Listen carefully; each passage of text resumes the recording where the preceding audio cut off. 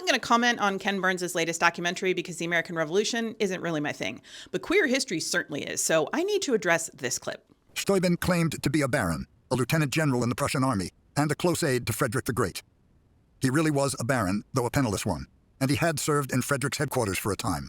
But his army career in Europe had been cut short by an accusation that he had taken familiarities with young boys. Baron von Steuben was not a predator. He was gay, and implying that he was chased out of Europe for preying on children is both factually inaccurate and extremely irresponsible, especially given the current political climate. So let's talk about the real story of Baron von Steuben.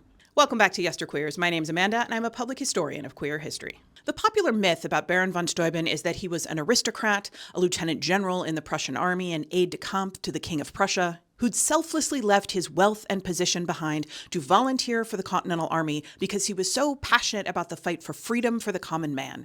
It was even said that he didn't take a salary or ask for a military rank. Most of that is not true. Benjamin Franklin and Silas Deane rewrote von Steuben's history to make him more palatable to the colonists, especially the militias, who were growing annoyed at how many European officers were flooding the ranks of Washington's army. Now, it is true that von Steuben didn't get paid at first, but that's because the Continental Congress was mostly broke.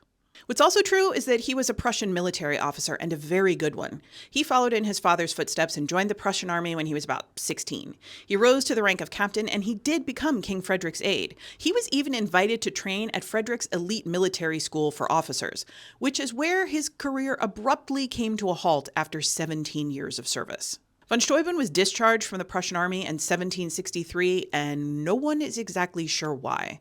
In a letter later in life, von Steuben referenced the machinations of a rival, and I don't think it's too much of a leap to infer that his sexuality had something to do with it.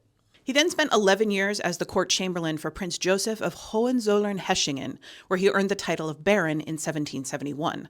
But by June of 1777, he was looking for new opportunities because the court was deeply in debt and had cut his salary.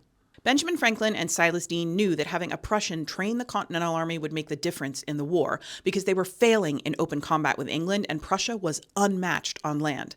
So they met with von Steuben in Paris, but he took an immediate dislike to Ben Franklin and returned to Prussia to take a military position with the court of Baden instead. Unfortunately, his position was withdrawn when a rumor started to circulate through the court that he had been dismissed from Prince Joseph's service for taking liberties with young boys. That rumor is the basis for what Ken Burns implied about von Steuben in episode 5 of the American Revolution, and it appears in only one letter sent to Prince Joseph asking if the rumor was true. We don't have Joseph's reply, but there are no other references to von Steuben being any kind of predator. There are no records of any charges ever being brought against him.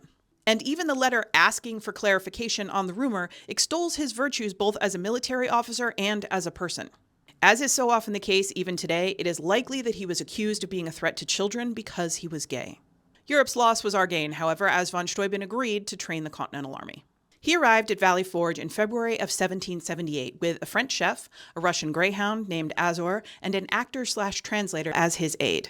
Von Steuben was appalled by the condition of the Continental Army, and so was the chef, by the way, because he departed Valley Forge as soon as he saw the kitchens.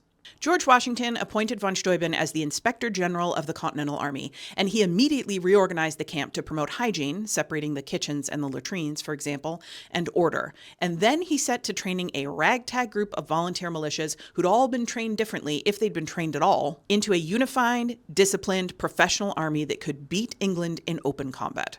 He was a bombastic leader, known to be effusive with his praise when drills went well, and to launch into bouts of hysterical cursing when they went poorly.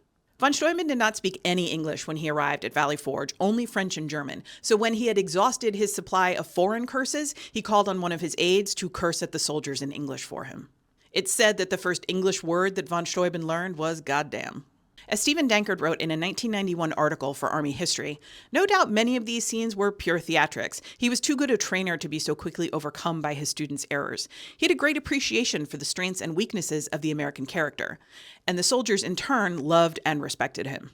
Von Steuben took particular care in training the officers, and parts of the Blue Book of Regulations on Discipline and Order that he wrote are still in use in the U.S. military today. But he was also pretty much the definition of work hard, play hard, because when he wasn't drilling the army into the ground, von Steuben was partying with the troops. An aide named Pierre de Ponceau wrote that von Steuben once invited the officers to dine in his tent, but said that they wouldn't be admitted if they wore a whole pair of pants. So men showed up wearing torn pants or no pants at all. It was a cheeky way to have some fun, but also a way to make sure that the impoverished officers who had torn uniforms didn't feel excluded. It wasn't all pantsless dinner parties, though. Von Steuben also formed a deep and lasting relationship with two aides-de-camp named William North and Benjamin Walker. We're not 100% certain about the structure of this throuple.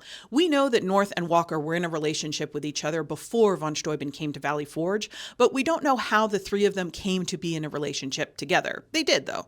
After the war ended, Baron von Steuben was granted U.S. citizenship, and he eventually settled in New York with William North and Benjamin Walker. He adopted the two younger men, which was common practice for gay adults at the time to create a legal relationship. The three of them lived together until von Steuben's death in 1794, at which point North and Walker inherited his estate. In a letter to the Reverend George Whitefield, North once wrote of von Steuben, "We love him, and he deserves it, for he loves us tenderly." That's it for today. As always, more information, including sources and further reading, is available in the usual place.